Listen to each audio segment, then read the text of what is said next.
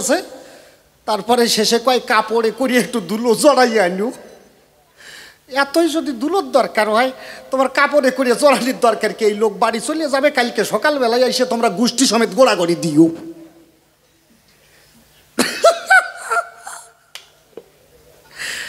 তারপরে কোন জায়গায় নাকি লঙ্কার গুঁড়ো, কপাল রে। আমি ভাবছিলাম আজকে মোটে বাজে কথা কবই না। এখন উনি যা কোয়াইট হয়, ওর উপরে গল্প দিতে গেলে আমার খানিকটা নির্লজ্জতি হয়, বুঝলেন তো? আমি বলেছিলাম ব্রহ্মের স্বরূপ কি, তুমি কে, কোন সত্তা? কয় ব্রহ্ম দুটো সগুণ আর নির্গুণ। এ তো আমিও জানি। তার নির্গুণ ব্রহ্মের যে কর্ম, সগুণ ব্রহ্মের যে কর্ম, দুটো ডিভাইডেড আছে না? তোমার স্বরূপটা কি? স্বরূপে তোমাকে কোনভাবে মানুষ আস্বাদন করবে, সেই জায়গায় গৌরহরি হাতাইয়ে নাগাল পাই নাই। যাকে যাক, ঠাকুর যে জানে না এই কথা আমি বলবো না। আমার মনে হয় ঠাকুর একটু খানিকটা ফাঁকি দিয়েছে নাকি। আমি যদি বলি গৌরহরি জানে না, বোঝে না, তাহলে এটা আমার মূর্খামি। কিন্তু আমার যে জায়গায় জিজ্ঞাসা, সেই জায়গায় কিছু না, খালি কয় নামে হরিবল হয়ে গেছে। তারপরে বলেছিলাম রাধা ভাবের উপরে জানতে চেয়েছি, রাধা কোন ভাবে কৃষ্ণকে অলঙ্কৃত করে, সেই রাধা তত্ত্বটা কি। সেই জায়গায় কয় কংস এসে রাধার গোলামি করেছে, তাতে আমার বাবার কি?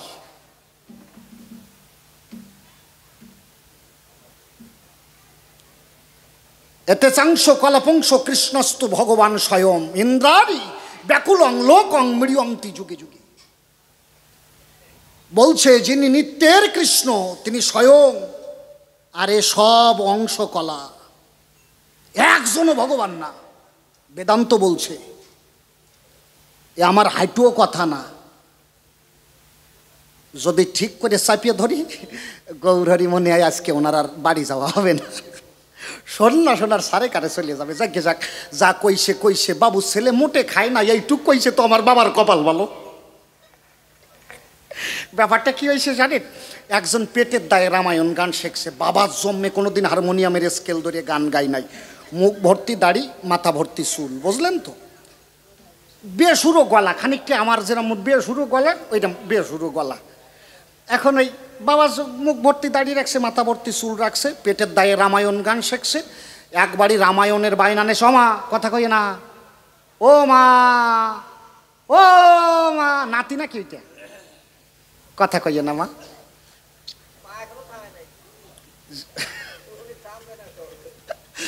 পেটের দায়ে রামায়ণ গান শিখছে, বুঝলেন তো? মুখ ভর্তি দাড়ি, মাথা ভর্তি চুল রাখছে। একবারই 10,000 টাকার বায়না। রামায়ণ গানের আয়োজন হয়েছে, 1000 শ্রোতা।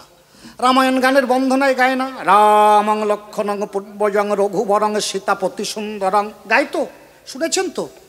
তারপরে গায়ে গাহ মন প্রাণ খুলে আমার শ্রীরামের গুণ গান,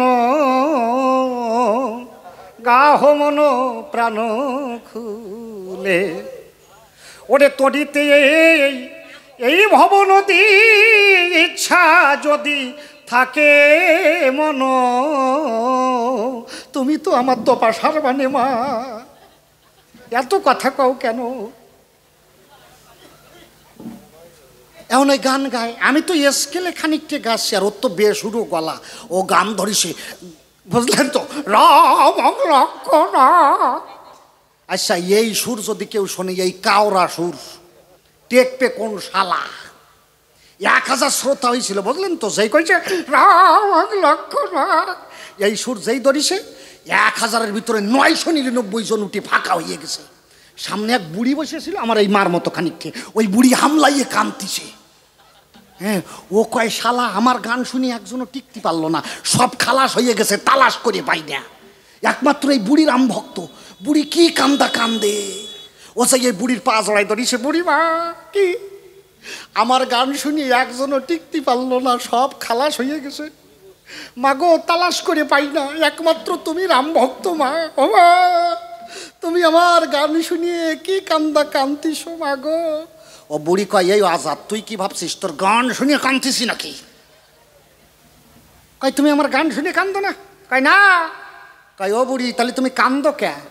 কয় দেখ তোর যেমন মুখ ভর্তি দাড়ি, মাথা ভর্তি চুল, তোর মতো আমার একটা পাঠা ছাগল ছিল, সবে 1 সপ্তাহ হয়েছে, সেই পাঠার ছাতা মরিয়ে গেছে। এখন এই তুই যখন এই গান গাছ আর এইভাবে দাড়ি নাচাস, তোরে দেখলে আমার পাঠার কথা মনে পড়ে, ওই পাঠার শোকে কাঁদতিস।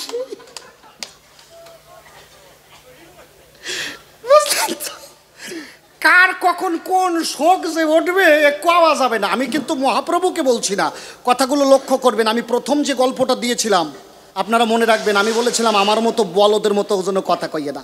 আমি যে বলদ, আমি তোমার ভক্ত, তুমি তো সর্ববুদ্ধিমান সর্বোচ্চ জ্ঞানী, আর আমি হলাম বলদা মানুষ। আর এখন যে কথাটা বলছি আমি কিন্তু মহাপ্রভুর কথা বলছি না, আমার কথা হচ্ছে গিয়ে এক এক সময় কার যে কোনভাবে কান্না ওঠে। নাম করলি আমাকে ওই লজে একজন দেখা দিয়েছে, ঈশ্বর তার শ্রবণ শক্তি দেয় নাই, কথাও বলতো না, এরকম করে। ও আশা ওর বাক্য দেয় নাই, কানেও শোনে না, ওরে ডাকলিও ডাক শোনে না। আচ্ছা যার বাক্য নাই, যে শ্রবণ করতে পারে না, যে কৃষ্ণ নাম জানেই না, ঈশ্বর যদি সকলের হয়, সে তো নাম কি বোঝে না, কোনভাবে নাম করতে হয় সে জানে না, তাহলে তার গতি কি হবে? খালি নাম করলেই গোবিন্দ পাইয়ে যাবে নাকি? গোবিন্দ কি আলুর বস্তা যে মুখ ছুটলেই পাওয়া যায়? ও তো বাবা কানে শোনে না, নাম কি জানে না। আর এই আমার গৌরহরি মাঝখানে এসে হরে কৃষ্ণ নাম গেল। আচ্ছা আমার কাছে বলেন দেখি, গৌরহরি কখনো এই নাম গেয়েছিলেন নাকি নিজের মুখে? গৌরহরি কি গাইলেন? রাম রাঘব রাম রাঘব রাম রাঘব রক্ষমাম, কৃষ্ণ কেশব কৃষ্ণ কেশব কৃষ্ণ কেশব ত্রাহি মাম, হরিহরায় নমো কৃষ্ণ যাদবায় নমো যাদবায় মাধবায় কেশবায় নমো। এইভাবে গিয়েছিলেন। এই 32 অক্ষর গৌরহরি গান নাই। এখন আমার গৌরহরি গাইছে খানিকটা ভাবের ঠেলায়, কোন জায়গায় পাইছে আমি জানি না। মহাপ্রভু নিজের মুখে কখনো এই নাম গান নাই। মহাপ্রভু ভক্তদের বললেন তোমরা এই নাম করো। নাম ছিল মালায় গোপন ঘরে, কে আনিল উচ্চস্বরে।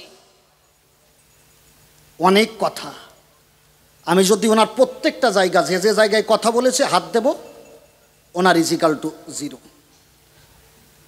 আচ্ছা বাবা কেউ কষ্ট পাবেন না, কবি গানের যদি বিরুদ্ধ আচরণ না করা হয় তাহলে কবি গানটা থাকে না। উনি যে জায়গায় জবাব দিয়েছে আমি যদি বলি সব ঠিক কইছে, তাহলে তো কবি গান শেষ। এই জন্য বিরুদ্ধ আচরণ, মধুর শাকে খোসা না দিলে যেমন মধু পড়ে না, তেমনি কবি গানের বিরুদ্ধ আচরণ না করলে কবি গান থাকে না। আমার যে জায়গায় প্রশ্ন, আমার দুঃখের বিষয়, গৌরহরি সেই জায়গায় বিশেষভাবে একবারও কোনো জায়গায় হাত দিল না। আমি বলেছিলাম কান্তা ভাবের উপরে, কান্তা প্রেমটা কি? নারী পুরুষের প্রেম, স্বামী স্ত্রী প্রেম। তারপরে রাধা প্রেম। শাস্ত্রে কি বলছে? রাধার সঙ্গে যদা ভাতি তদা মদন মোহন, অন্যতা বিশ্বমহীয়পি স্বয়ং মদন মোহিত। রাধার সঙ্গে যতক্ষণ আছে কৃষ্ণ মদন মোহন, রাধারানী সরিয়ে গেলে কৃষ্ণ গজ গুজে মদন। তাহলে রাধা কোন অলঙ্কারে অলঙ্কৃত হলে পরে কৃষ্ণ মদন মোহন হতে পারে? রাধার সেই স্বরূপ সত্তাটা কি?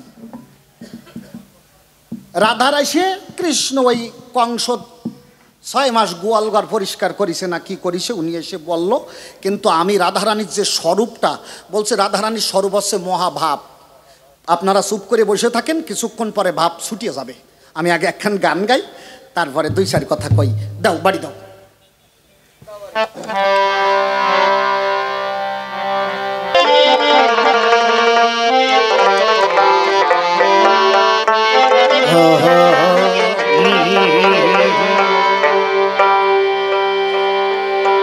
অকুলে তরাও কারো, অকুলে তরাও কারো, কারোবা ডোবাও জলে। ও দয়াল কেন তোমার এমন খেলা পলে পলে?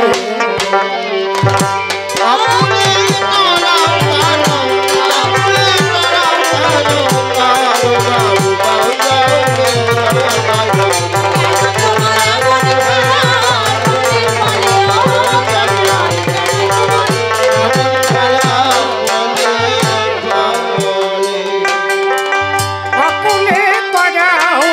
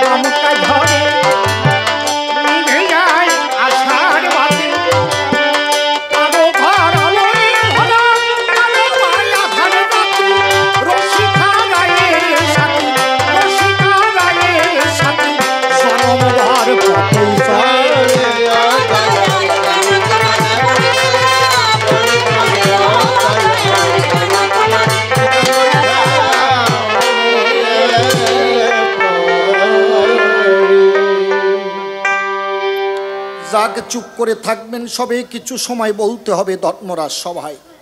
যেভাবেতে প্রশ্নপত্র সভাতে করেছিলাম অত্র, ধরিয়া তাহার সূত্র সভাগাত্র গৌরহরি সমাধান দেয়। এক কবি করে জবাব, আরেক কবি ধরে অভাব, এ কবি গানের 14 গোষ্ঠীর বাবাইতে স্বভাব। তাই আমি আবার স্বভাব মতে দাঁড়াইয়ে পূজার কবির কল্পনাতে সবার সাক্ষাতে দিয়ে দর্শন, এইবার তার পদনখরে আমিও ভক্তি বরে কিছু রাখব নিবেদন।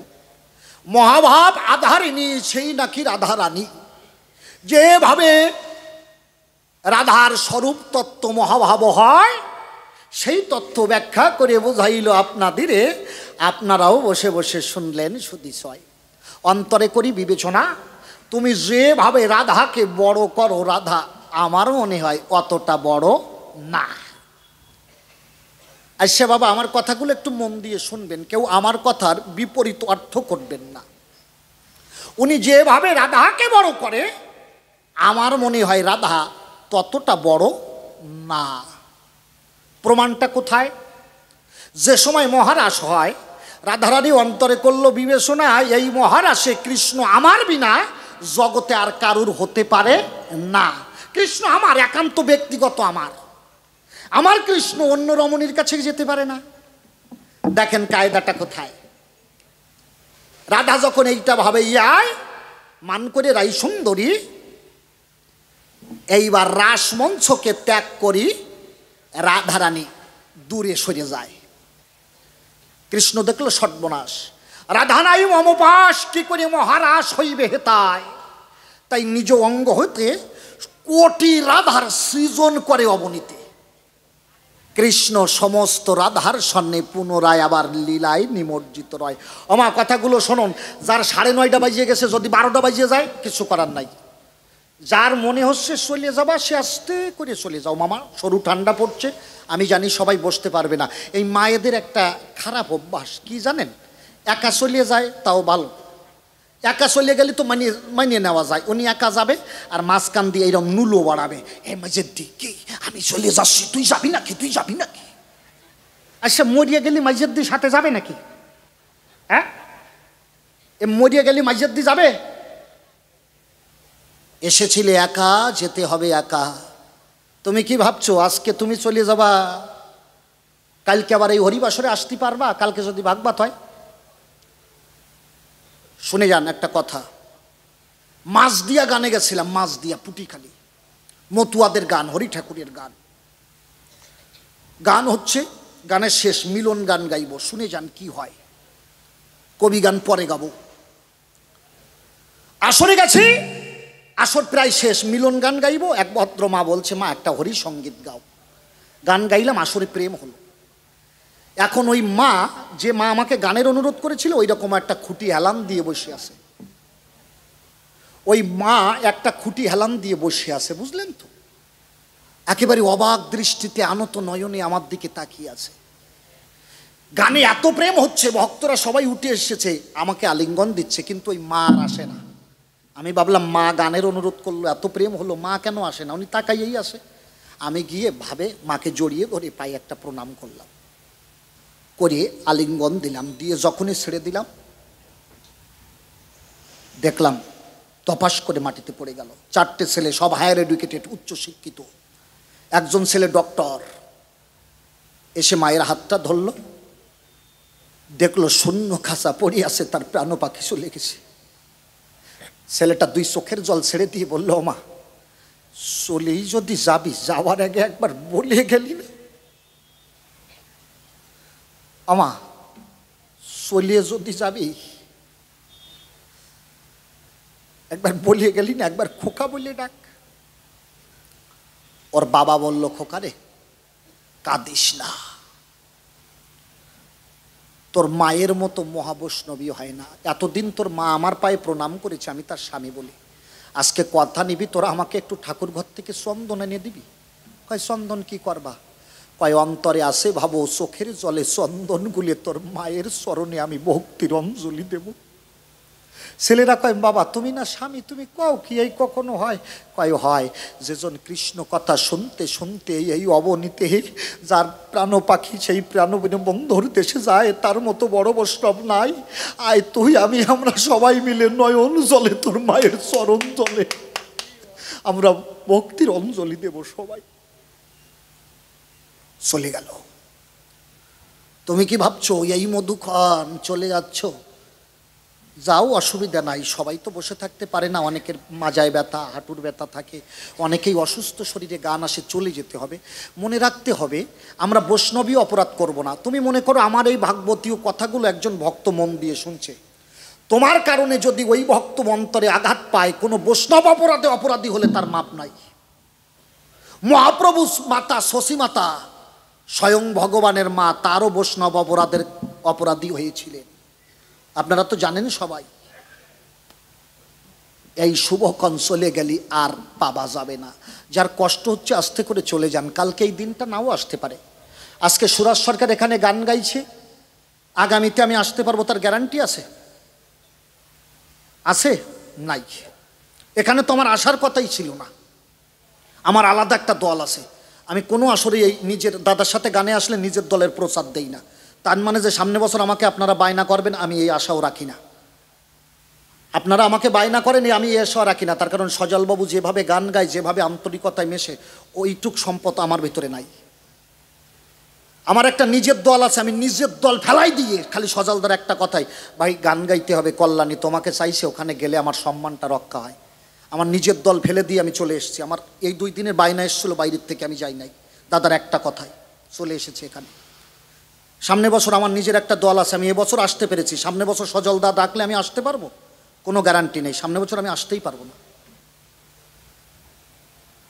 এইটাই জীবনের শেষ সময়, ভাবতে হবে এই একটা সেকেন্ড বেঁচে আছি, এইটাই জীবনের শেষ সময়। এই একটা সেকেন্ড পরে আমি নাও থাকতে পারি, অন্তরে আসে ভাবো এই একটা সেকেন্ড যতক্ষণ সময় বেঁচে থাকি, আমার শ্বাস প্রশ্বাস, রক্তকণিকা, লোহিত রক্তকণিকার ভিতরে শিরায় উপশিরায়, আমার রগে রগে, আমার রক্তে রক্তে আমি প্রেমানন্দে হরিনামের ধ্বনি আমার সর্বশরীরে নেব।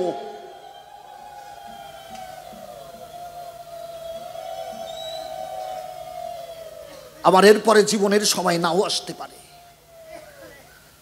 এই জন্য যার কষ্ট হচ্ছে মা, আমি তাকে কখনো বাধা দেব না, আপনি আস্তে করে চলে যাবেন, দয়া করে কেউ আমাকে অসুবিধা করবেন না। আমার এত সুন্দর আসর পাওয়া যায় না আজকাল, আর প্রোফারের উপরে তো এত সুন্দর আসর হয়ই না। ওই আসে 2-4টে গল্প কথা, 2-4টে গান শোনে। আমি এক জায়গায় গেছি গান গাইতে, আমার কয় কি গান গাচ্ছেন? গান গান ভালোবাসার মতো ভালোবাসলে, নাকি কবি গান। এখন গান বেরোইছে না ভালোবাসার মতো ভালোবাসলে, দেখবেন বাউল গান তো এখন আর নাই, সব ফাউল গান। ওরে বাবা রে, সেমড়িরা গান গায় গাছের পাতা টাকা কেন হয় না, আর ওই সেমড়ি নাচে এই হয় না হয় না হয় না হয় না হয় না হয় না, এই নাকি বাউল গান। এক শুনবে চুল্লু খাবে আর উল্লু হইয়ে নাচবে, ওই গান বাজবে ওলে ওলে, আর ওই কয়টা জম্মে ঝোলা ঝোলে, এই তো গান। এই রকম আসর, এইরকম মনোলবা আসর, এত বড় বৈষ্ণবী আসর আমি বলছি প্রপারের উপরে দেখাই যায় না। আমি এখানে এসে নিজেকে ধন্য মনে করছি আজকে সজলদার কৃপায় যেটা হয়েছে। আমি সুরাজ সরকার হয়ে ব্যক্তিগতভাবে বলছি, আপনাদের এত সুন্দর মনোলবা আসর, এত সুন্দর শ্রোতা, বাহ্যিক কথায় কারোর কোনো মানসিকতা নেই, সবাই মন দিয়ে এই কৃষ্ণ কথাটাকেই আস্বাদন করছে। এই জন্য নিজেদেরও ভালো লাগে। ভক্তের মতো ভক্ত যদি হয়, একজন হলে তার মুখের দিকে তাকাইয়ে সারা রাত গান গাওয়া যায়। আর এত ভক্ত পেয়েছি, একটা আনন্দের বিষয় না? থাক, ওরে তাড়াইয়ে না। তাহলে আমি ছিলাম কোথায়? রাধা মান করে যখন ওই রাসমঞ্চ ছেড়ে চলে যায়, কৃষ্ণ করল বর্ণনা, রাধা তোমার মনে অহমিকা হয়েছে কিনা। প্রত্যেকটা মানুষের ভিতরে একটা অহমিকা আছে। আজকে রাধা তোমার অপেক্ষায় থাকবো না, তাই নিজ অঙ্গ দ্বিধাকৃতি করে কোটি রাধা সৃজন করে কৃষ্ণ রাসে নিমজ্জিত হয়। রাধাও অন্তরে করে বিবেচনা, কৃষ্ণ তো আমার কাছে এলো না, আমি মান করিয়ে আসলাম, আমার পাও দলল না। কিছুক্ষণ পরে গিয়ে রাধারানী দেখিবারে পায় কৃষ্ণ ওই হুবাউ ওই রাধার মতো দেখতে কোটি রাধা তৈরি করে তাদের সঙ্গে মহানন্দে বিহার করা। রাধারানী বুঝতে পারলো, কৃষ্ণের চরণে পড়ল, বুঝতে পারলো রাধারানী কৃষ্ণকে জিজ্ঞাসা করলো, ঠাকুর তুমি আমি কি অপরাধ করেছি, আমার মতো তুমি কোটি রাধা তৈরি করে এ রাস করছো কেন? হে শ্যাম, তুমি আমার কথা শোনো, এই কোটি রাধা অঙ্গ হইতে তৈরি করে তুমি রাস করছো কেন? আমাকে কি তোমার নেই প্রয়োজন? কৃষ্ণ বলল, আছে, কিন্তু তোমার অন্তরে অহমিকা জন্মেছে, তুমি ভেবেছো কৃষ্ণ শুধু রাধার। না, কৃষ্ণ জগতে সবার, সে কারোর ব্যক্তিগত সম্পদ নয়। যে যে ভাব করি আশ্রয় নাম আর প্রেম ভক্তি একসাথে মিশ্রিত করিয়ে ভক্তির অর্ঘ্য আমারে দেয়, আমি একান্ত তার হয়ে থাকি, জগতে আর কারণ নয়। দেখেছেন? তাহলে কিছুক্ষণ আগে বললো রাধা মহাভাব, তাহলে মহাভাবে যদি রাধারানী মহাভাব করিত আশ্রয়, কেন সেদিন রাধা মান করিয়া রাসমঞ্চ ত্যাগ করিয়া দেয়? গোলক বৃন্দাবনের কথা বলি, বসে শোনেন জ্ঞানীমণ্ডলী, একটু গোলক বৃন্দাবনের কথা বলি, মা কথাগুলো মন দিয়ে করবেন শ্রবণ। গোলক বৃন্দাবনে রাধা রানী কৃষ্ণ একা শোনে। কৃষ্ণ রাধার কাছে কয়, শোনো রাধা, বলি তোমায়, আমার কথা লও, আজ নিশীতে পুষ্প চয়ন করে তুমি কুঞ্জ সাজাও। বুঝবেন কথাগুলো, কুঞ্জ সাজাও। রাধারানী বনফুল চয়ন করে ফুল রাখে জাজিকার ভিতরে, সুন্দর করে তার কুঞ্জটাকে সাজায়।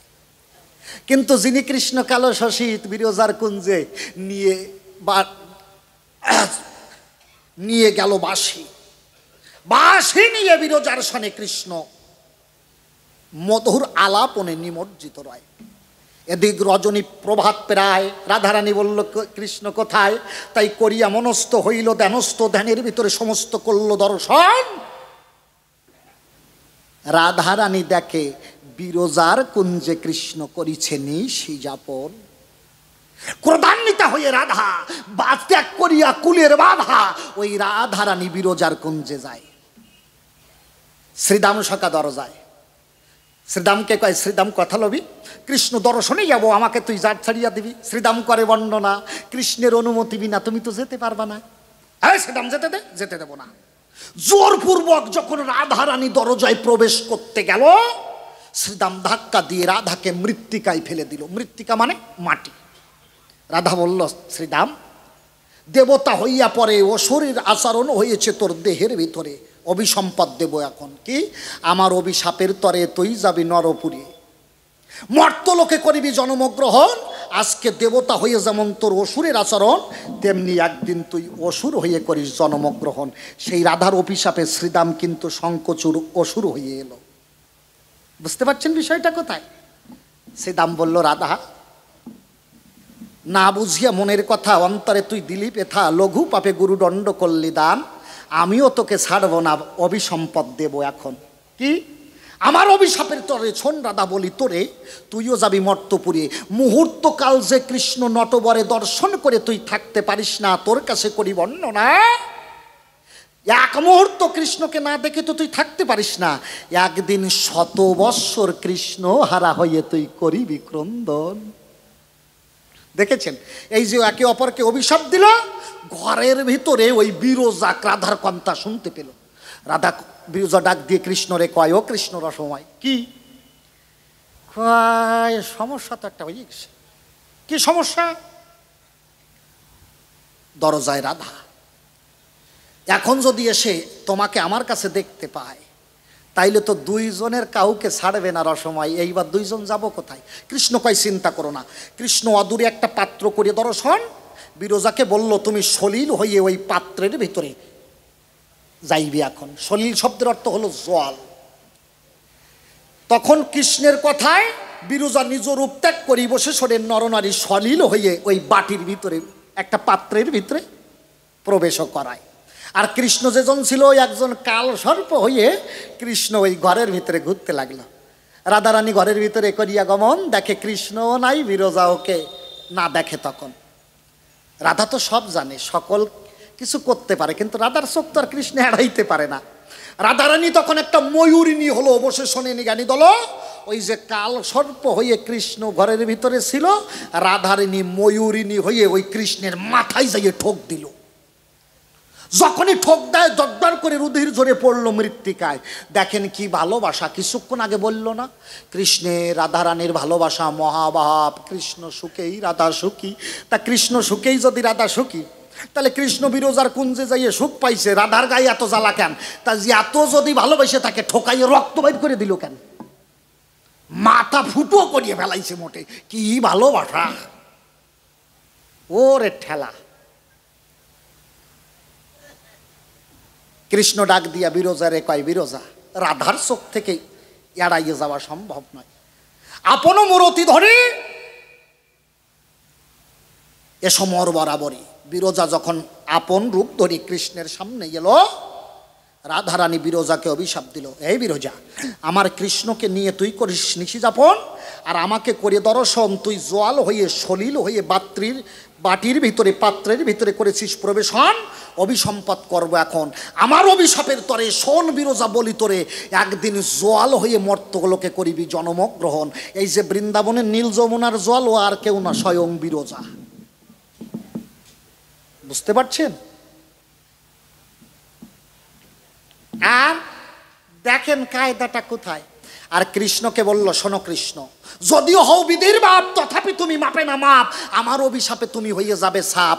যদিও ভগবান বলে জগতে লোকে তোমাকে পূজা দেয়, তথাপি কুললম্ফট এই গালি তোমাকে শুনতে হবে রসময়। দেখবেন জন্মাষ্টমীর সময় মারা সুন্দর করে গোটা করে কৃষ্ণের পুজো দেয়, দেয় না? তারপরে কি কয়, এত সুন্দর করে পুজো করে, তারপরে শেষে কি কয়, কয় ভগবান সব কিছু ভালো করিছে, কিন্তু মামির সাথে পীড়িত করে কাজটা ভালো করে নাই। কয় কিনা কন? তুমি কুললম্পট হবে। এই রাধার অভিশাপের জন্য কৃষ্ণ জগতে সবার কাছে কলঙ্কিত। তাহলে রাধা যদি কৃষ্ণ সুখে সুখী হয়, কেন তাকে জগতে সকল নারীর কাছে নারী লম্পট হওয়ার অভিশাপ দেয়? জবাব দিও। প্রশ্ন কোথায় বুঝতে পারছেন? জিজ্ঞাসা কোথায়? মহাভাবে যদি রাধারানী কৃষ্ণকে চায়, কেন নারী লম্পট হতে হবে কৃষ্ণকে এই অভিশাপ দেয়? দেখবেন যে যত ভালো হোক না কেন, তবে কৃষ্ণ ভগবান সব কিছু ভালো, কিন্তু কৃষ্ণ 16,008টা বিয়ে করিছে আর মামির সাথে পীড়িত করিছে, নারী লম্পট কয়। এই কৃষ্ণ যে লম্পট হয়েছে নিজের দোষে নয়, ওই রাধার অভিশাপে। দেখেছেন কায়দাটা কোথায়? এরপরে আরও ঘটনা আছে, সেইটুক আমি আর কব না। আমার যেটুক জায়গায় জুত হবে আমি সেইটুক জায়গায় কব, নাকি নাকি কন আপনারা মশাই? তাহলে তুমি আমার কথা নাও, সেদিন রাধারানী যদি মহাভাবে রাধারিণী, সেদিন রাধারানী কৃষ্ণকে নারী লম্পট হবে, এই অভিশাপ কেন দিল তার জবাব দাও। এই হলো দুটো জিজ্ঞাসা, আপনারা মনে রাখবেন কিন্তু, এক রাধার উপরে দুটো জিজ্ঞাসা। আরেকটা করি, এরপরে গান গাবো। আমি সময় বেশি নষ্ট করব না, আমাদের 11টা পর্যন্ত টাইম আছে। এরপরে তো নামের উপরে আরও যা যা জবাব দিচ্ছে সেখানে তো 2-4 কথা বলা লাগে, নাকি বাবা? আরেকটা কথা কি সংক্ষেপে বলি আমি। এই কৃষ্ণ যখন লীলায় এলো, চন্দ্রাবলীকে বলল, চন্দ্রা তুমি কুঞ্জ সাজাও। কথাগুলো শুনবেন, আমি বেশি বড় করব না। চন্দ্রাকে রাধারানীর আপন ছোট কাকার মেয়ে, চন্দ্রবানুর কন্যা চন্দ্রাবলী, আপন ছোট কাকার মেয়ে। বিষয়টা বুঝবেন আর তত্ত্বগুলো খুঁজবেন আর উল্টো কাটি বুঝবেন। আর রাধারানীর বাবাকে বৃষভানু। এই কৃষ্ণ রাধারে কুঞ্জ সাজাতে কয়, কুঞ্জ সাজানোর কথা বলে রাধা চন্দ্রার কুঞ্জে যায়। রাধা তো কুঞ্জ সাজাই আছে। এইবার কৃষ্ণ তো আর রাধার কুঞ্জে যায় না, চন্দ্রার কুঞ্জে নিশি কাটায়। রাধারানী কৃষ্ণের বিরহে তখন প্রলাপ বকা শুরু করে। দেখেছেন না আপনারা, অনেক সময় শুনেছেন, ওই একটা গান আছে, নিঠুরো কালিয়া সোনারে গত নিশি কোথায় ছিলে, শুনেছেন না গানটা? রাধা কি বলছে, কাল বলে কালা গেল মধুপুরী, সখীর এসে কালের কয়দিন বাকি, আমার যৌবন সায়রে পড়েছে ভাটা, তাহারে কেমনে রাখি, নারীরও যৌবন জুয়ারেরও ভাটারে গেলে না ফিরি আর, জীবন থাকিলে বধূ আমি লিবে যৌবন মিলানো ভার। মানে কৃষ্ণ যাবে বলে যে চলিয়ে গেল আর ফিরে এলো না। এই যৌবন, নারীর যৌবন, নারী হলো 20তে বুড়ি, নারীর যৌবন একবার সরিয়ে গেলি বৃদ্ধকালে নারী যদি বয়সও হয়, বৃদ্ধকালে দুটো একটা বন্ধু হয়, বান্ধবী হয়, হয় না বাবা? আমার এই মা যে বৃদ্ধ হয়ে গেছে, ওনার দেখবেন যারা ভাগবতে যায় একসাথে 2-4 জন বান্ধবী হয়ে গেছে না মা? তাহলে বৃদ্ধকালে 2-4 জন বান্ধবী থাকে, 2-4 জন বন্ধু ইচ্ছা করলে জুটানি যায়। কিন্তু যৌবন এমন একটা জিনিস, ও চলিয়ে গেলি আর পাওয়া যায় না, সময় থাকতে কাজে লাগাতে হবে। দেখেন কায়দাটা কোথায়। কৃষ্ণ চন্দ্রার কুঞ্জের থেকে রাধার চন্দ্রার কুঞ্জের থেকে রাধার কুঞ্জে গেল। রাধারানী, ওই যে আমি বললাম নিঠুর ও কালিয়া সোনারে গত নিশি কোথায় ছিলে, তোমার ঢুলু ঢুলু আঁকি শাড়ি পরা দেখি সিঁদুর লেগেছে ললাটে, নিঠুর কালিয়া সোনারে গত নিশি কোথায় ছিলে। আসে না একটা গান, দেখেছেন কাজ বিষয়টা কোথায়? তাহলে বশেশ্বরের নারী নরে যখন কৃষ্ণ যায় রাধার ধারে, রাধা কৃষ্ণকে বলে কৃষ্ণ দূর হয়ে যাও। কি বলল? মহাভাব রাধারানীর আশ্রয়। মহাভাবে নাকি কৃষ্ণ সদা, রাধারানী কৃষ্ণ সুখেই সুখী হয়, কৃষ্ণের জন্য মহাভাবে রাধারানী সদা কৃষ্ণকে চায়। তাহলে রাধারানী যদি কৃষ্ণ সুখেই সুখী হয়, কৃষ্ণ চন্দ্রার কুঞ্জে যাইয়ে সুখ পাইছে, তাহলে রাধার গায়ে জ্বালা কোথায়? রাধারানী কেন সেদিন দূর দূর করে কৃষ্ণকে তাড়াইয়ে দেয়? ও খালি মুখেই শোনা যায় রাধারানী মহাভাবে কৃষ্ণকে ভালোবাসে, আদতে আমার মনে হয় না যে উনি অত ভালো ভালোবাসে কিনা।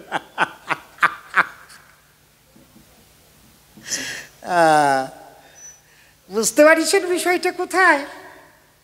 আরও আছে, আমি রায় দেবো, কবর শেষ হবে না। স্বয়ং কৃষ্ণের যে স্বরূপ তত্ত্ব, সেই জায়গায় আমি কোনো কথা কব না। আমি যদি কোনো কথা বলি তাহলে ওনাকে অসম্মান করা হবে, ওই জায়গায় আমি বলবো না। কিন্তু স্বয়ং ভগবানের যে স্বরূপ তত্ত্ব যেটা, সেইটা গৌর হরির সঙ্গে মেলে না। আমি আগেই বলেছি এতেশাংশ কলাপুংশ কৃষ্ণস্তু ভগবান স্বয়ং, স্বয়ং কৃষ্ণ ভগবান, আর এরা সব অংশ কলা। বুঝতে পারছেন বিষয়টা কোথায়? কয় নাম আর প্রেম একত্র হলে প্রেমের ভিতরে গৌর হরিকে পাওয়া যায় না। বাবা যায় না। আপনারা চুপ করে বসে থাকেন, এইবার একখান গান হবে, গানের সরি বিষয়টা কোথায়? আচ্ছা, ওরা একটু চা খাইতে গেছে, আসুক। আমি ছোট্ট করে একটা গল্প মনে পড়েছে। উনি এই যে লঙ্কা কব, আপনারা কি কন? আচ্ছা বাবা, রাত হয়ে গেছে তো মাঝে মাঝে দুটো একটা চাবুকেরও দরকার আছে। কি দুটো ভালো কথা কব, তার ভিতরে ইয়াং ছেলে পুলে আছে, ওরাও একটু আনন্দ পেতে চায় নাকি? ঠাকুর আজকে আসার সৌভাগ্য করে দিয়েছে, ভবিষ্যতে আর আসতে পারবো কিনা। একজন নতুন বিয়ে করেছে, বুঝলেন তো? তৎকালীন সময় বিয়েতে যৌতুক দিত, ছেলেদের দিত না, আগে যৌতুক দিত, এখনো মাঝে মাঝে দেয়। এখন ওই যার মাইয়ে আছে রোগা পাতলা, বুঝলেন তো, ট্যান্টিনে মাইয়া। আর যে ছেলে পাত্র যে, সে আছে ষাঁড়ের মতো শরীর, এই মোটা। শ্বশুর জানে যে এই যে রাতে মাইয়ে দিলি মাইয়ে কিলো ইয়ে শেষ করে ফেলবে। শ্বশুর মনে মনে ভাবতেছে যে এরে যদি মাইয়ে দেয় তাহলে জামাই সাইজ করা যায় কি করে। জামাইরে যৌতুক দেশে 2 আড়িয়ে গরু। আড়িয়ে গরু তো চেনেন কি? চেনেন না? যেটার একটু ষাট সুট দেয় ওইটারে কয় দামড়া, আর যেটা শক্ত থাকে ওইটারে কয় আড়িয়া। এখন ওই আড়িয়ে গরু 2 আড়িয়ে গরু যৌতুক দেশে। এখন ওই আড়িয়ে গরু দিয়ে জামাই, শ্বশুর তো ফাজিল, জামাই হচ্ছে তার 3 স্কেল উপরের ফাজিল। জামাই মনে মনে কয় তুমি কি ভাবছো যে আড়িয়ে দেশো, আড়িয়ে দিয়ে কিছু করতে পারবো না, এই আড়িয়ে দিয়ে লোকের জমি চাষ করবো। তখন তো রাশিয়ান ট্র্যাক্টর ছিল না, গরু দিয়ে জমি চাষ হতো। 1 বিঘে জমি চাষ করবো 200 টাকা পাবো, 2 বিঘে জমি চাষ করবো 400 টাকা পাবো, সংসারে ক্যালকেলাইয়ে চলিয়ে যাবে। যে কথা সেই কাজ, লোকের জমি কন্ট্রাক্ট নিয়েছে, জমিতে চাষ করতে গেছে। এখন ওই 2-4 দিন জমি চাষ করার পরে ওই আড়িয়েও ফাজিল কম না। 2-4 দিন জমি চাষ করার পরে আড়িয়ে ঠ্যাং লাগিয়ে যাচ্ছে, বুঝলেন তো। আড়িয়ে মনে মনে ভাবতেছে, শালা আমাকে তো নিয়ে আইছে এইভাবে জমি চাষ করতে, এইভাবে তো জমি চাষ করা যাবে না। আড়িয়ে কি করিছে, আড়িও শয়তান কম না, আড়িয়ে ওর উপরে আরো 6 স্কেল উপরের ফাজিল, বুঝলেন তো। আড়িয়ে কি করিছে, কোনো রকমে 2 পাক ঘুরিয়ে ঠ্যাং ওপর দিক দিয়ে শীত হয়ে শুয়ে পড়িছে। ও মনে মনে ভাবতেছে আড়িয়ের মনে হয় ঠ্যাং ভেঙে গেছে। লোকের কন্ট্যাক্ট নেওয়া জমি, আড়িয়ে ওইভাবে শুয়ে পড়িছে। মাথা ঠিক থাকে, ভেজা গরম হয়ে যায় না। হাতে যে পাছনে নাঠি ছিল, ওই নাঠি দিয়ে গরুর পাশারে গুতোচ্ছে, ওট ওট। গরু মনে মনে কয়, শালা জান যায় যাক, মান দেবো না, মানে মরিয়ে যাই যাবো, লোকের জমির সাথে চাষ করবো না। বেটা মানুষের একটা ধর্ম আছে দেখবেন, বাইরে গ্রামে যাইয়ে গন্ডগোল বাধায় দেবে, সেই জায়গায় যাইয়ে যদি গন্ডগোল করে জিততে না পারে বাড়ি এসে বউয়ের সাথে গন্ডগোল বাঁধাবে, যে কোনো জায়গায় জিততে না পারলে বউয়ের সাথে তো শালা জিতি থাকা যাবে। যত মদ দেখবেন, যত মাতুব্বাড়ি, যত মস্তানি বউয়ের সাথে। নারীর সাথে পারতেছেন, এক জায়গায় তো জিততে হবে। বাড়ির 3 রাস্তার মোড়ের থেকে কষা ভাঙছে, জিয়েল গাছের কষা, 2 হাতে কষা ভাঙছে। বউটা তো রোগা লেক লেখা, টানিয়ে টুনিয়ে 20 কেজি ওজন হবে। বউ মারিয়ে ফুলোইয়ে 2.5 কুইন্টাল বানাই ফেলাইছে। বউকে মারো কে, এ শালি, তোর বাবা কি চুরির টাকার গরু দেশে নাকি? গরু যে হাঁটে না। কয় দেখো আমার মারলি গরু হাঁটবে না। তাহলে গরু হাঁটানি যায় কি করিয়ে? কয় পাশের বাড়ি নতুন একজন কবিরাজ হয়েছে, নাম হচ্ছে গ্যাদন কবিরাজ। নাম কি? গ্যাদন কবিরাজ। ওর কাছে যাও, ও গরু হাঁটানির ওষুধ জানে, ওষুধ তৈরি করে দেবে, গরু ক্যালকেলায় দৌড়বে। দেখবেন বউ কইছে, বোঝেন না? বউ কইছে ও গ্যাদনের বাড়ি গেছে। গ্যাদন দা কি শুনলাম তুমি নতুন কবিরাজ হইছো, আমার এই গরুটা হাঁটতে পারতেছে না, ওর একটু ওষুধ তৈরি করে দাও, একটু হাঁটাইয়ে দাও। গ্যাদন কয় ওষুধ তৈরি করে দেবো, কোনো ব্যাপার নেই, 500 টাকা লাগবে। ও কয় 1000 টাকা দেবো, গরু হাঁটাইয়ে দাও। গ্যাদন কয় দেখ এখন তো ওষুধ নাই, তৈরি করা নাই, কালকে আসিস, ওষুধ তৈরি করে রেখে দেবো, নিয়ে যাস। ও তো বাড়ি চলে গেছে। কারণ নাম যদি গ্যাদন হয়, ওষুধ ওইরকম গ্যাদন মার্কা হয় না। হ্যাঁ, আসলে তো কবিরাজ টবিরাজ কিছু না, গ্রামে ফটকে কিছু লোক থাকে না, গ্যাদন হচ্ছে তারির একটা। ওই গ্যাদন কি করিছে, তাড়াতাড়ি শিল নোড়া বাইর করিছে। শিল নোড়া বাইর করে 100 কাঁচা লঙ্কা ভালো করে বাটিছে, বাটিয়ে কাঁচের বোতলের ভিতরে ভরিয়ে জল ঢালিছে। ওইটি 100 পাওয়ারের। 200 শুকনো লঙ্কা ভালো করে বাটিয়ে কাঁচের বোতলের ভিতরে ভরিয়ে জল ঢালিছে, ওইটি 200 পাওয়ারের ওষুধ তৈরি হয়ে গেছে। বুঝলেন? গ্যাদন তো ওষুধ, রেডিমেড ওষুধ। পরের দিনে গেছে, গ্যাদন দা ওষুধ তৈরি হয়েছে? হয়েছে। এই যে সবুজ কালার দেখছিস, এইটা 100 পাওয়ারের। আর এই যে লালচে কালার দেখছিস, এইটা 200 পাওয়ারের। কয় ওষুধ খাওয়াবো কখন? কয় দূর বোকা দূর, ডাক্তারের কাছে গেলি, ডাক্তার কি সব সময় ওষুধ খাতি কয় নাকি? কয় তা তো কয় না। কয় আমার ওষুধ ওইরকম খাওয়ানি লাগে না। কয় কি করতে হয়? কয় নেয়াজ উঁচু করে পাশার মধ্যে ভরি দিতে হয়। কয় কও কি? কয় ওই প্রথমে 100 পাওয়ার দিবি, তারপরে যদি নির্দায় কাজ না হয় 200 পাওয়ার দিবি। তা আমার মনে হয় 100 পাওয়ারের বেশি লাগবে না। অত ওষুধ নিয়ে বাড়ি চলে গেছে মনের আনন্দে। পরের দিন জমিতে যাবে, মনে মনে ভাবতে চাই এর সাথে যদি বলে না পারি, বউটারের সাথে করে নিয়ে গেছে। এখন বউটারে নিয়ে 100 পাওয়ারের কম পাওয়ারের বোতলটা নিজেরা, প্রথম কম পাওয়ার দিয়ে টেস্ট করতে হয়। 100 পাওয়ারের বোতলটা নিজের হাতে রাখছে, আর 200 পাওয়ারের বোতলটা বউয়ের হাতে ধরায় দিছে, দিয়ে গরু নাঙল জোয়ালে জুড়িয়ে দিছে। গরুর তো মুখস্থ রুটিন, কোনো রকমে 2 পাক ঘুরিয়ে ট্যাং ওপর দিক দিয়েছি তো ইয়ে শুয়ে পড়িছে। বউটারে কয় এই খারাইয়ে দেখিস কি, এই দিক নেয়াজ উঁচু কর। ওই গরুর নেয়াজ উঁচু করিছে, ওই যে 100 পাওয়ার সব গরুর ভাষায় বলিছে। আমার কাছে বলেন দেখি, গরুর ভাষায় যদি লঙ্কা বাটা ডালা হয়, ও জায়গায় থাকে নাকি? মোটর সাইকেলের আগে দৌড়োয় না? হ্যাঁ, গরু তো নাঙল জল ভাঙিয়ে দৌড়। মনে মনে কয় ওরে শালা কি কবিরাজ, এ তো এ গ্রেটের কবিরাজ। গরু আর দাবড়াইয়ে ধরতেই পারতেছে না। গরুরে কয় দাঁড়া দাঁড়া, গরু আড়ে আড়ে তাকায় আর ভাবে মনে হয় আবার দেবে, আরো জোরে দৌড়োয়। গরু আর ধরতেই পারে না। ওর মাথায় হঠাৎ করে বুদ্ধি আইছে, শালা তো নিজের শক্তিতে দৌড়াচ্ছে না, এই শালা দৌড়াচ্ছে ওই 100 পাওয়ার ওষুধের শক্তিতে। এখন আমার যদি গরু ধরতে হয়, আমি আমার নিজের শক্তিতে পারবো না। বউটারে কয় খারাইয়ে দেখিস কি, এই দিকায় আমার নুঙ্গি উঁচু কর, ওই 200 পাওয়ার আমার বাসায় ভর, আমার বাসায় ভর, দেখি শালার গরু যায় কোন কায়দায়। এখন আমি তো গৌর হরির পাশায়, আপনারা কথা কিন্তু মূলক রাখবেন, কারণ আমি তো ভগবানের পাশায় দিতে পারি না। আমার ওই প্রশ্ন করিয়ে ওই নিজের বাসায় নিজে শাল নেওয়ার মতো হইছে, কারণ আমার দৌড়ইয়ে মূর্তি আসছে, বুঝলেন তো? আমি যে জায়গায় প্রশ্ন করেছি সে জায়গায় গৌরহরি। আপনারা কিন্তু মনে রাখবেন, আমি গৌরহরিকে একটা বাজে কথা বলি নাই, কারণ ওনারে প্রশ্ন করি আমি মাটি খাইছি। বুঝলেন তো? মাটি খাইছি মানে জম্বের খাওয়া খাইছি। শ্বশুর আর জামাই গান দিয়ে গান গাতি গাতি, বুঝলেন তো? শ্বশুর চৈত্রী মাসের দিন শ্বশুর আর জামাই গাঙে বৈঠা বাজছে। শ্বশুর বয়স্ক হয়ে গেছে, আর জামাই ওই সই আছে না, নৌকার সই, ওই ছাউনির তলায় শুয়ে রয়েছে। শ্বশুর বইটা বাজছে, শ্বশুরের মনে মনে তো রাগ হচ্ছে, শালা জামাই নৌকার ভিতরে শুয়ে রইছে আর আমারে দিয়ে বৈঠা বাবাচ্ছে। শ্বশুরের রাগ হচ্ছে সাংঘাতিক পরিমাণে। আর জামাইয়ের মনে তো মারাত্মক সুখ।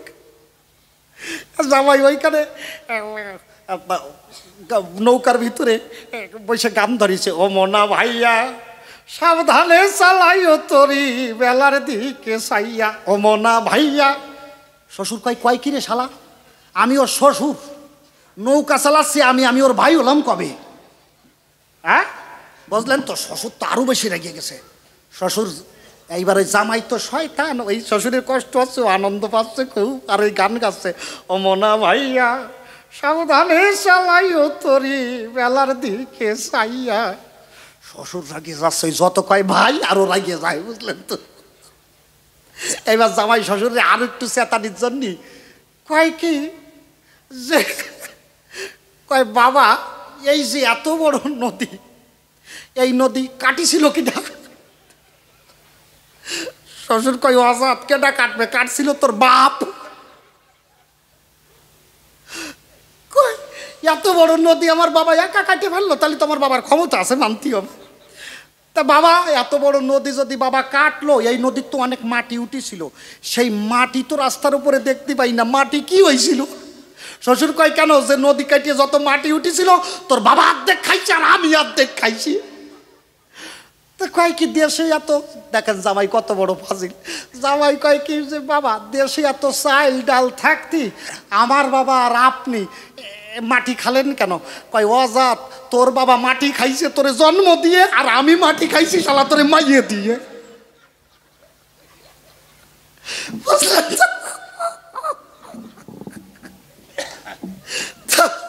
আমি মাটি খাইছি গৌরীর প্রশ্ন করি সাটাম নঙ্কার গল্প দাও। আমি যদি গল্প দেই তুমি অধিবাসী ঠিক, তোমার ঠাউদ্দার বাবারে জন্মাইয়ে ফেলাতে পারি, তুমি আমার চেনো? আমি মোটে ভাবি বাজে কথা কব না, গৌরী কি তাই যে যাকে যাক, বাড়ি দাও ভাই, বাড়ি দাও। গান গাই বসে থাকেন, গান হবে আজকে। হ্যাঁ কয়টা বাজছে?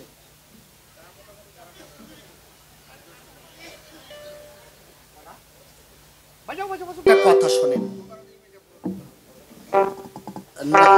আসুক উনি আসুক। নাম আর ভাব একসঙ্গে মিশ্রিত হলে কৃষ্ণকে আপন করে পাওয়া যায়। আমার এই জায়গায় প্রশ্ন ছিল না, তারপরেও উনি যখন বলেছে নাম আর ভাব একসঙ্গে একত্রিত করা কি এতই সহজ?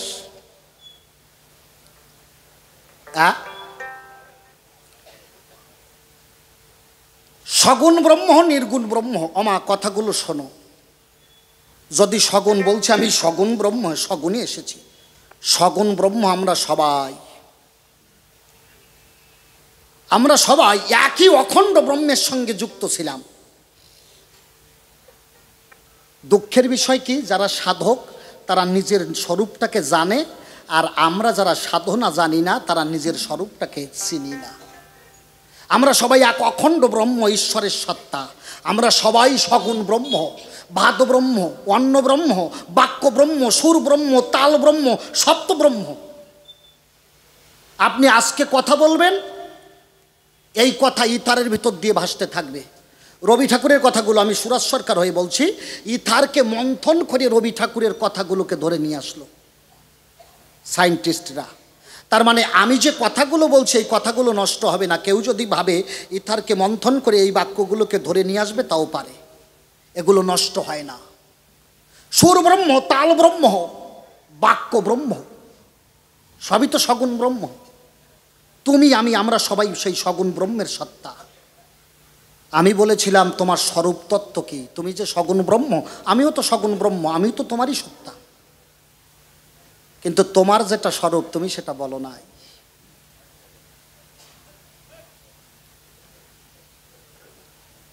এর ভিতরে অনেক কথা আছে, যে কথাগুলো আমার ভূমিকার কথা নয়, আমি সেই জায়গায় কোনো কথা বলবো না। দাও ছোট্ট করে একটা বাড়ি দাও, আমি একটা গান গাই, আপনাদের অনেক কিছু কথা আস্তে আস্তে বলবো। বাড়ি দাও।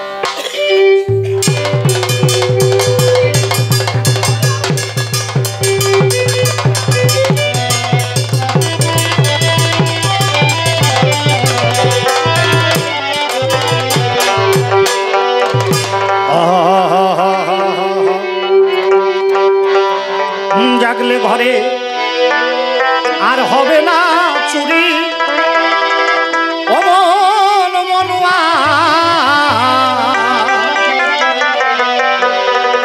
জাগলে ঘরে আর হবে না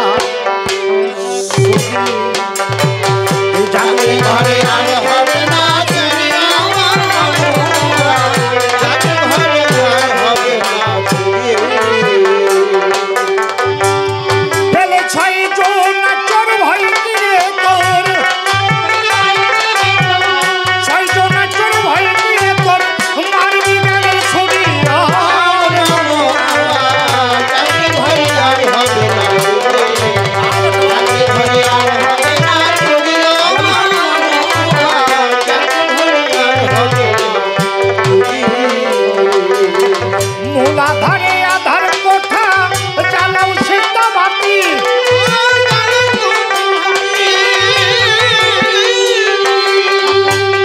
আছে আত্মার শক্তি মহামায়া তার সাথী তোমার কেউ রবে না পুঁজি পাতি কেউ রবে না পুঁজি পাতি সে হবে না নারী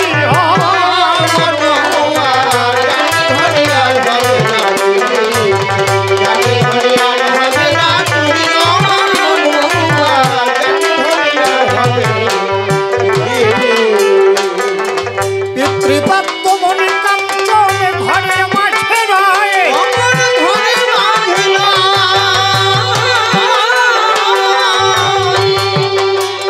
আমার সহস্রতে আছে সে ধন সাধু জনে পায় দেখো মোহ গুণে ধন হরে লয় মোহ গুণে ধন হরে লয় মায়া মর্ত পুরী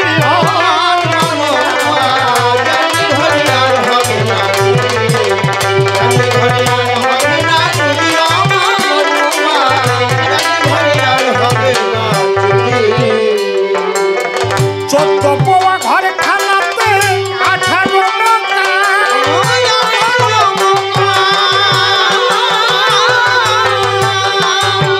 চোদ্দ পোয়া ঘর খানাতে 18 মকা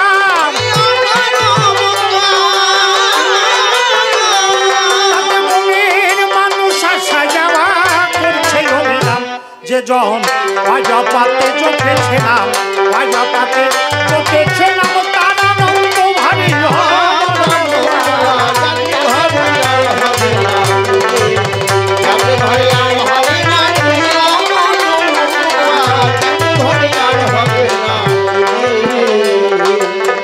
সপ্ততলার দুয়ার ভেদে যে গেছিল পারে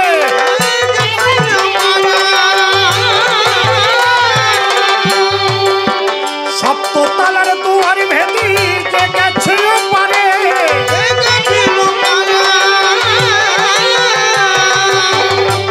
ও কদম থাকে তার পায়ের তলে তম ফুরাতে নারে ও তাই অসীম কাকে পড়ে ফেলে অসীম কাকে পড়ে ফেলে পড়ে মায়া নদী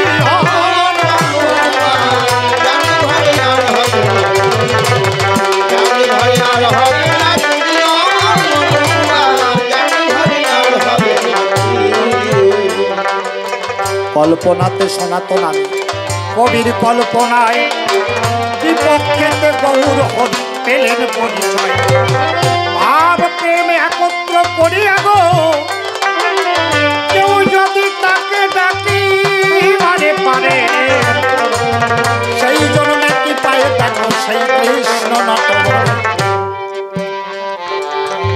বাবা আমি এই কথাটা মনে প্রাণে মানতে পারলাম না শুধু যে নাম করলে আর নামের সাথে ভাব আশ্রয় করলে একটা হলো ভাব আরেকটা হলো খণ্ডিত ভাব জগতে আমরা যারা সবাই মায়াবদ্ধ জীব আমাদের ভাব ক্ষণস্থায়ী কৃষ্ণ নামে হরি নামে হরি নামে কোথায় নামে ভক্তের হৃদয় মন্দিরে হরি নামে হরি নামে কেউ যদি ভাবের সঙ্গে প্রেমের সঙ্গে সেই নাম আশ্রয় করে হরি নামে কোথায় নামে ভক্তের হৃদয় মন্দিরে থাকে কতক্ষণ আপনারা এই হরিবাসরে আছেন এখন মনের ভিতরে কিন্তু বাবা রাগ নাই, আছে? মনের ভিতরে দেখবেন এখন হিংসা জন্মাচ্ছে না। এইখান থেকে বাড়ি যান, বাড়ি গিয়ে যেই আমার মা বলবে তুমি গাড়ি হরি সবাই গেছিলে, আলু আনিয়ে থুইয়ে গেলে না, এই পাল্লি আনিয়ে নে, ক্রোধ জন্মাবে, তমগুণাশ্রিত হবে। তাহলে এতক্ষণ কিন্তু আপনি এই হরিনাম শুনে, কৃষ্ণ নাম শুনে আপনার হৃদয় মন্দিরে কৃষ্ণ ছিল, ভাবে হরি আপনার হৃদয় মন্দিরে ছিল, খণ্ডিত হয়ে গেল। যখনই খণ্ডিত হয়ে যাবে, হরিকে নিমিষের জন্য পাওয়া সহজ, কিন্তু আজীবন তাকে ধরে রাখার মতো ক্ষমতা এই সাধারণ জীবের নাই। নামেই সর্বশ্রেষ্ঠ প্রাপ্তি কখনো হতে পারে না।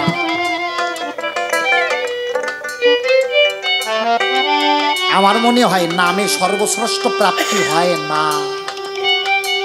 ছোট্ট একটা কথা বলি, শোনেন দিয়া মন, অপূর্ব একটা কথাই আমি করিব বর্ণন। গৌর হরি সংসারে ত্যায্য করিব, গৌর হরি দেখো পুরী ধামে গেল, সার্বভৌমের বাড়িতে গৌর আশ্রয় বটেনি।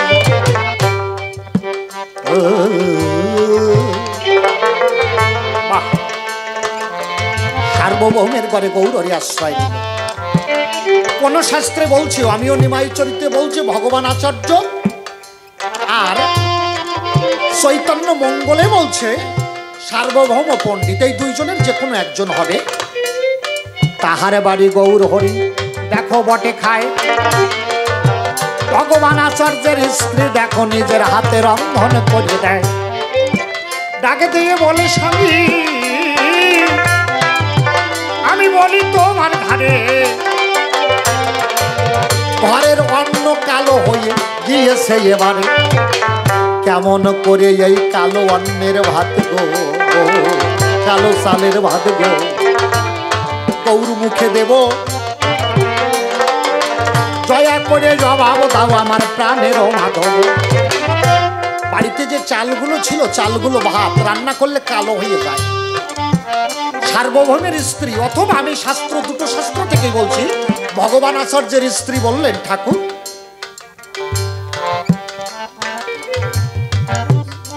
স্বামীকে বলছে এই কালো চাল দিয়ে তো গৌরের সেবা হয় না।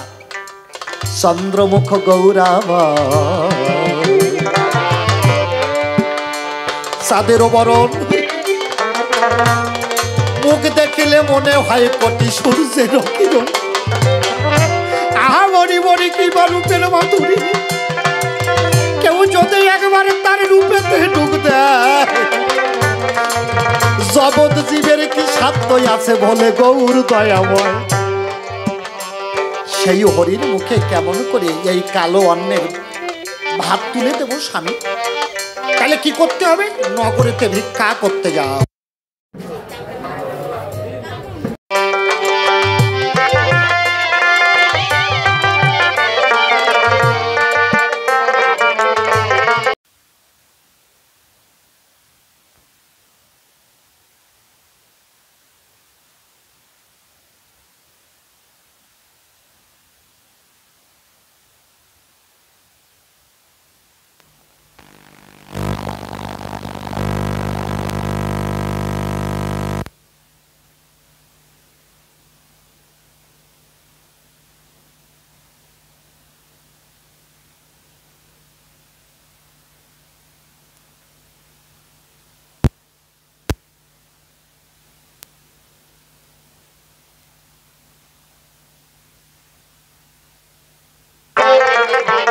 বাবা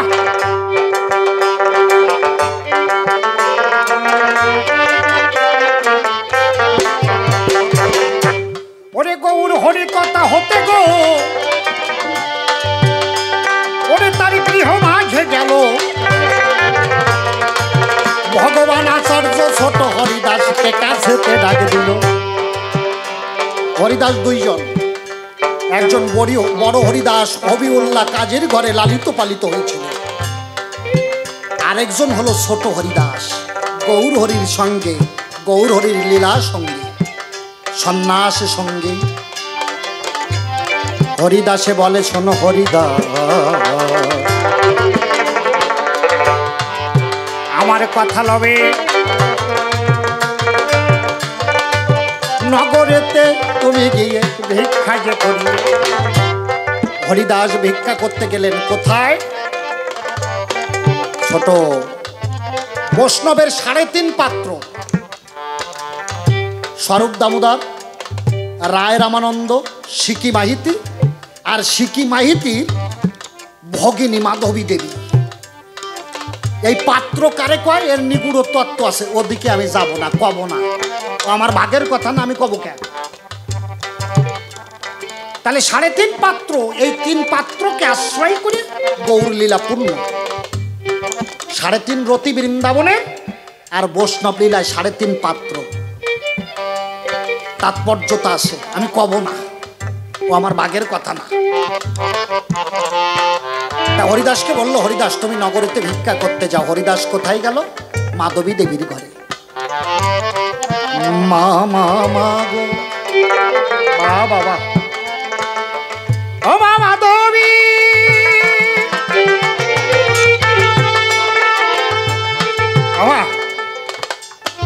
মাধবী দেবী ভাবছে তাই তো, আমার তো সন্তান নাই, কে মা মা বলে ডাক দেয়। মা কথার এমন গুণ, জোকে যেমন দিলে নুন জোক মরিয়ে যায়, তেমনি কোনো পতিতা রমণীকে মা বলে ডাক দিলে তার কাম কামনা দূরে গিয়ে হয় মাতৃত্বের উদয়। একটা জোককে সারাদিন পিটাবেন, জোক মরে না, মরে দাদা, কিন্তু 1 ফোঁটা নুন দিলে জোক মরিয়ে যায়। পতিতা কাকে কয়? যদি জনমনোরঞ্জন বধূ, যাকে খাস বাংলায় বলা হয় বেশ্যা, তাকে যদি মা বলে ডাক দেয়, সাথে সাথে ওই পতিতা রমণী বলবে, দেখ বাবা, আমি অর্থের বিনিময়ে দেহটা বিক্রি করি, কিন্তু তুই আমাকে মা বলে ডেকেছিস। মা সন্তানের একবার যদি কেউ ডাক দেয়, তোর সাথে আমার দেহের সম্বন্ধ নাই, কোটি টাকা দিলেও আমার দেহটা তোর কাছে বিক্রি নাই। মাধবী দেবীকে যখন মা বলে ডাক দিয়েছে, বাৎসল্যের হৃদয়খানা পরিপূর্ণ হয়ে গেছে। মাধবী দেবী ভাবছে, এই বুঝি নন্দের দুলাল কৃষ্ণ যেমন করে যশোদাকে ডেকেছিল, আমাকে তেমন করে কে যেন মা মা বলে ডাকে।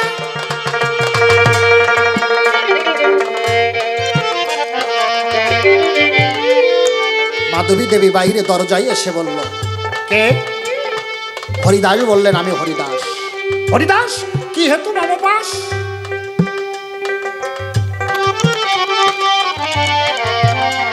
হরিদাস বলল, মা, গৌর হরির জন্য তুমি কিছু চাউল, শুনেছি তোমার ঘরে ভালো প্রস্ফুটিত চাউল আছে, পূর্ণ চন্দ্রিমার ন্যায়, তুমি সেই চাউল আমাকে দান করো। মাধবী দেবী কি আর আছে? ভগবানের জন্য চাউল ভিক্ষা চাইতে এসেছে। ব্রহ্মা বিষ্ণু মহেশ্বরী দেবতা কিংবা কিন্নরে ধ্যানের ঘরে যে ভগবানকে কাছে পেতে চায়, আজকে সেই ভগবানের জন্য চাউল ভিক্ষা করতে এসেছে আমার আগিলায়। মাধবী দেবী বলল, যা আছে সব নিয়ে যা। হরিদাস বলল, না মা, 2.5 মুষ্টি চাউল দেয়, 2.5 মুষ্টি চাউল দেয়। হরিদাস যখন 2.5 মুষ্টি চাউল নিয়ে রওনা হল, মাধবী দেবী বলল, দাঁড়াও। হরিদাস, চলেই যদি যাচ্ছ, যাওয়ার আগে গৌর হরিকে বলো, আমি নারী বলে কোনোদিন গৌর হরি আমার গৃহে আসে নাই, কিন্তু তুমি তো গৌর হরি দাস অনুদাস, তুমি আমার কথা নিয়েও গৌর হরিরে কইও, একজন তোমার চরণের দাসী আছে, আমার জীবনের শেষে আসিয়া যেন আমার দ্বারদেশে তার অভয় চরণ দিয়ে এই পতিতকে তার চরণে আশ্রয় করে দেয়।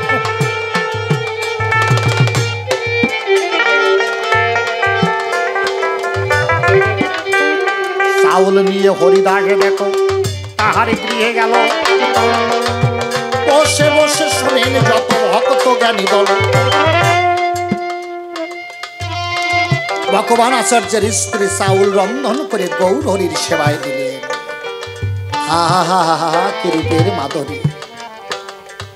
পূর্ণ চন্দ্রিমা মানে পূর্ণিমার চাঁদ যেমন ঝকঝক করে, ভাতগুলো ওই রকম আলোকিত হয়ে গেছে। গৌর হরি ভগবান আচার্যকে জিজ্ঞাসা করলেন, কি গো, তোমার ঘরে তো কালো চাউল ছিল, এত সুন্দর চাউল কোথা থেকে এলো, এত সুন্দর চাউলের অন্ন? ভগবান আচার্য বললেন, হরিদাসকে পাঠিয়েছিলাম ভিক্ষা করতে। কোথায় গিয়েছিল ভিক্ষা করতে? মাধবীর ঘরে। মহাপ্রভু শুধু একটা হাসি দিলেন।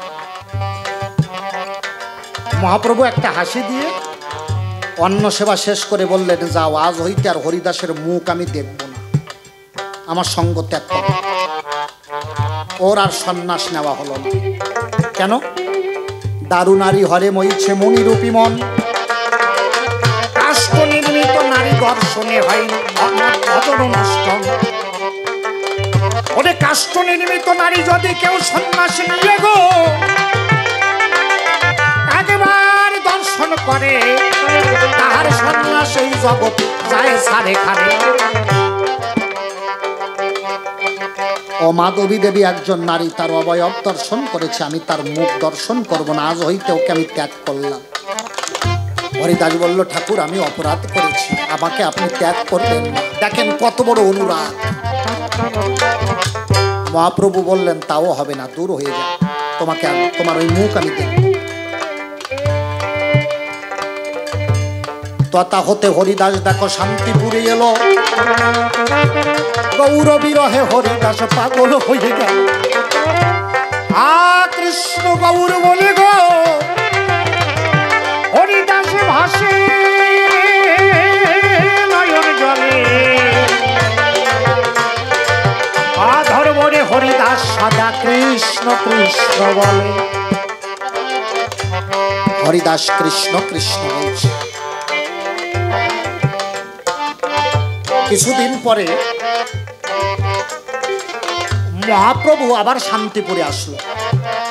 আমি সংক্ষেপে বলছি,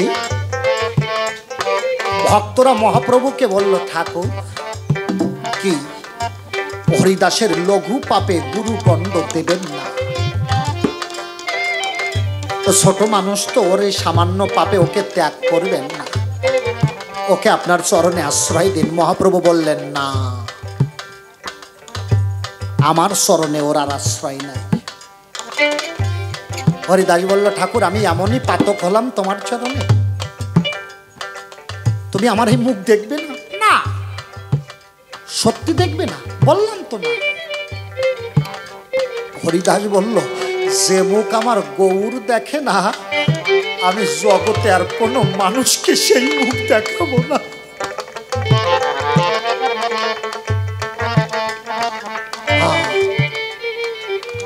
ভাবটাকে আস্বাদন করে।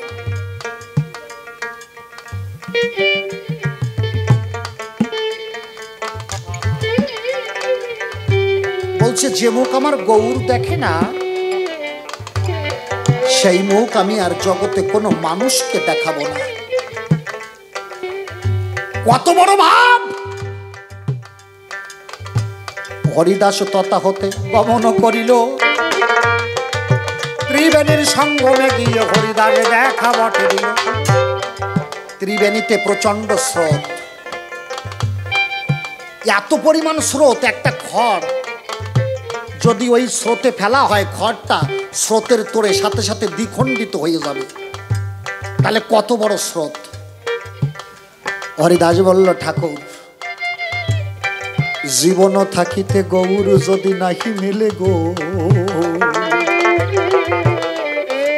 আমার মনে আছে ভাবো,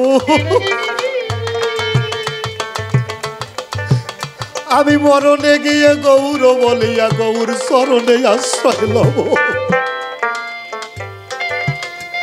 জীবন থাকিতে যদি গৌর না মেলে, আমি মরার পরে গিয়ে তোমার চরণে আশ্রয় দেব।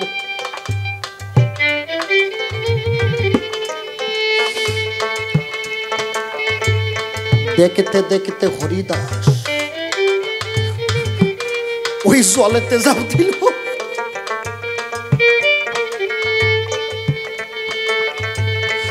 গৌর বলিয়া হরিদাস তার জীবন হতেছিল।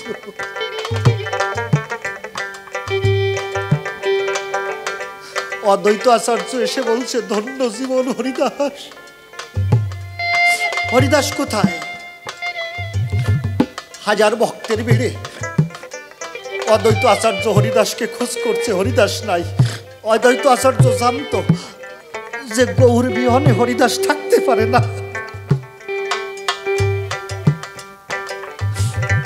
নদীর কূলে গিয়ে গৌর অদ্বৈত আচার্য দেখতে পেল গৌর বিহনে জীবন ত্যাজিল,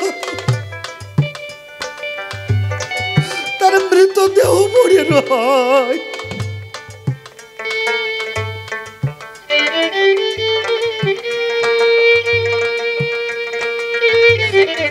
অদ্বৈত গিয়ে ধরল আমার হরিদাসের পায়ে। ধন্য তুমি শ্রেষ্ঠ ভক্ত, যার গৌরী নামে জীবন ত্যাজিলে গো। অদ্বৈত বলছে ধন্য তুমি ভক্ত শ্রেষ্ঠ, ধন্য তুমি মানব শ্রেষ্ঠ, যে গৌর বিহনে গৌর বিরহ সইতে না রে। দেখবেন প্রায় বাড়িতে শোনা যায় ভালোবাসার জন্য অমুকের মেয়ে অমুকের ছেলেকে প্রেম করে পাই নাই বলে বিষ খেয়েছে, গলায় দড়ি নিয়েছে।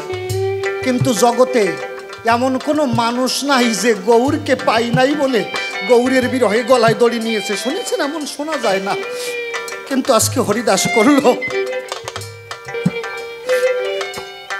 অদ্বৈত আচার্য বলছে ধন্য জনম তব, যে গৌর বিরহে গৌর চরণে জীবন দাঁড়িল।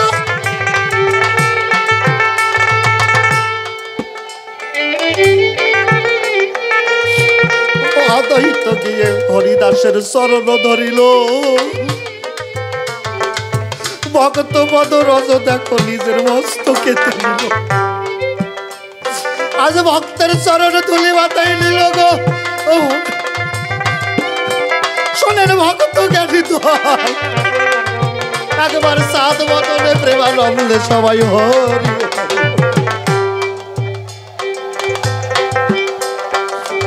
দেবের দুর্লভ মানব